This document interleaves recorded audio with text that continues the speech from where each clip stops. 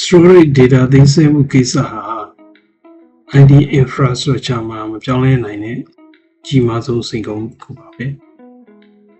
Traditional တုန်းက server တိုင်းမှာ disk ကိုတိုက်ရိုက်သစင်ရတဲ့ direct attached storage ကိုအသုံးပြုခဲ့ပါတယ်ဒါပေမဲ့ဒီနည်းလမ်းဟာ IT ကုန်ကျစရိတ်ကိုတဖြည်းဖြည်းမြင့်တက်စေပြီးစီမံခန့်ခွဲမှုလည်းခက်ခဲပါတယ်ဒီနေ့မှာတော့ Data storage ကိုအသုံးပြုတဲ့အခါကြုံတွေ့ရတဲ့အဓိကပြဿနာ၃ခုကိုရှင်းပြပြီးစီးပွားရေးလုပ်ငန်းတွေအတွက်စွမ်းဆောင်ရည်နဲ့ data availability ကိုမြင့်တင်ပေးနိုင်မယ့် storage virtualization နည်းပညာစံရဲ့အားသာချက်၅ချက်ကိုပြောပြပေးသွားပါမယ်။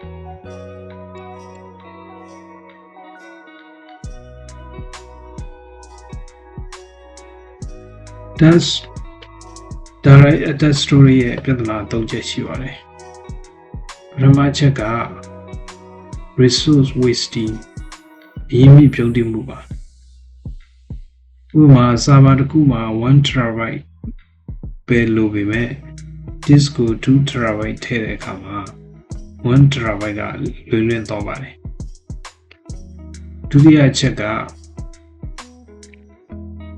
poor data availability ပါ။ server တစ်ခုပြတ်သွားပြီဆိုရင်အဲ့ဒီ server နဲ့တွဲထားတဲ့ disk ပေါ်က data တွေကိုတခြား server တွေကနေချက်ချင်းဝင်ရောက်ရယူဖို့မလွယ်ကူပါဘူး။ data recovery လောက်ရတာကြာပါတယ်။တတိယအချက်က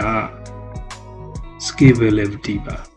။ scalability ခက်ခဲခြင်းပါ။နောက်တဲ့ storage လိုအပ်လာရင် server အသစ်တစ်ခုဝယ်ပြီး disk အသစ်ထပ်ထည့်ရပြန်ပါတယ်။ဒါဟာကုန်ကျစရိတ်ရှုပ်ထွေးမှုပါမြင့်တက်လာစေပါတယ်။ဒီပြဿနာတွေကိုဖြေရှင်းဖို့ storage virtualization စံကိုသုံးရပါတယ်။စံဆိုတာက centralized storage box တစ်ခုကို Fiber channel သို့မဟုတ် iSCSI လို network တွေကတဆင့် server အားလုံးကမျှဝေသုံးစွဲတာကိုခေါ်ပါတယ်။ဒါဟာ storage ကို virtualize လုပ်လိုက်တာပါပဲ။စံရဲ့အားသာချက်၅ချက်က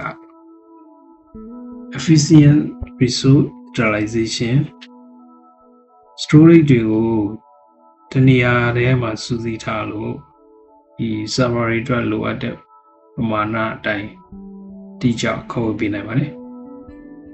disk space လူနေတာမရှိတော့ပါဘူး။ high availability and disaster recovery ဒုတိယအားသာချက်က server တစ်လုံးပြတ်သွားရင်တောင်မှ data တွေက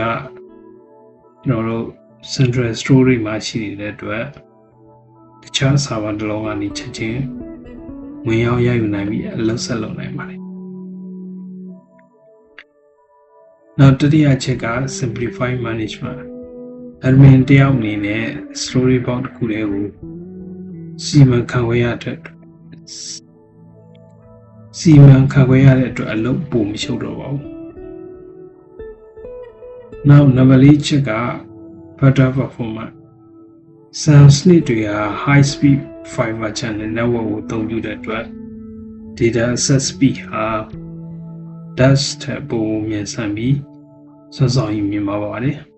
။နံပါတ်၅ချက်က advanced feature စံမှာ snapshot replication data deduplication လို့ data protection အတွက်အရန်သုံးဝင်တဲ့advanced feature တွေကိုလည်းအသုံးပြုနိုင်ပါတယ်။ storage virtualization စံဟာယနေ့ခေတ် data center တိုင်းရဲ့ကြိုးရည်တစ်ခုပါပဲ။ data availability စွမ်းဆောင်ရည်နဲ့ကုန်ကျစရိတ်လျှော့ချရေးအတွက်ရေရှည်မှာ direct access storage ထက်အဆပေါင်းများစွာပိုထိရောက်ပါတယ်။ virtualization ရဲ့အားသာချက်တွေကိုသိရှိပြီးသွားပြီလို့ပြောနေပါတယ်။ ID infrastructure နဲ့ ID infrastructure နဲ့ပတ်သက်တဲ့နည်းပညာဘုဒ္ဓတွေကိုဆက်လက်လေ့လာခြင်းနဲ့ဆိုရင်